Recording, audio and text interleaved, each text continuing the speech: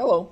So this is my new hammer coral. I picked this guy up actually from trading in a bunch of frog spawn frags. I just took my frog spawn corals in and had my local fish store frag them for me and traded a bunch of those in, and it more than covered the cost of this guy.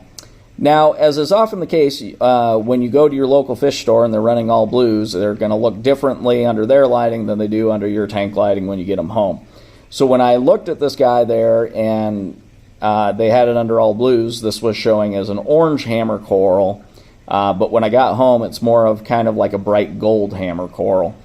So I'm still not really sure which one it is. I mean, it really just kind of depends on the lighting as far as how it shows up. But I originally grabbed it because it was an orange hammer, and orange hammers are a little bit more unique.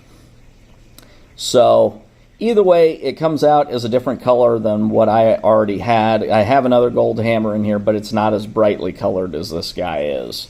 So it was still worth it to me to have it. And as is the case a lot of times with hammer corals in my tank anyways, this guy, within 24 hours, he was back to his full size. And actually, I would say now it's larger than it was at my local fish store. So it seems to be loving life here in the tank thus far. It's only a single head right now, although it is supposedly, they told me it is getting ready to split. And I guess there's starting to show indications of that, which would be great.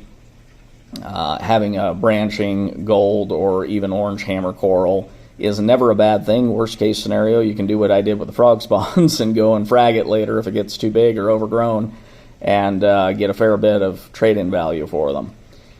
So, as is always the case, hammer corals have generally done fairly well in my tank, as have frog spawns. So my tank seems to love Euphyllia, which is great for me because they're among my favorites. I love the Euphyllia family.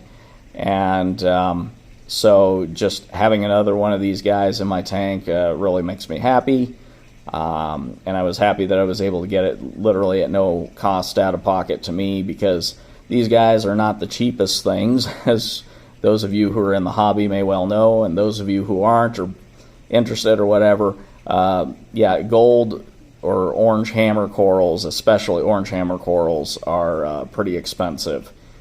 So if you get the opportunity to trade in for them, it saves you a ton of money. But anyway, so I will do periodic updates on this video, just like I do with all my other corals.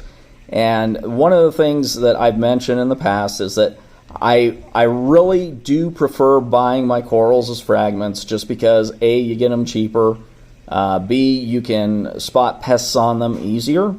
So if there are any potential issues or whatever, you can address the problem quickly rather than it becoming an out-of-control problem. And then third, it's just, in my opinion, it's so much more enjoyable to watch a coral grow out from a fragment. So probably the best example I have of that is this guy right here. I picked him up as a two-headed frag, and he is now, I actually just had it fragged again. They took off about 5 heads of this guy. And as you can see here, he's, after only a few days, it's already basically almost a full colony again, and just filled in. So, but that's just to give you an idea of how these things grow out over time. And it's so much fun to watch them grow and see all the growth that the corals can do, and just appreciating them for their natural beauty. And that's all I've got, and thanks for watching.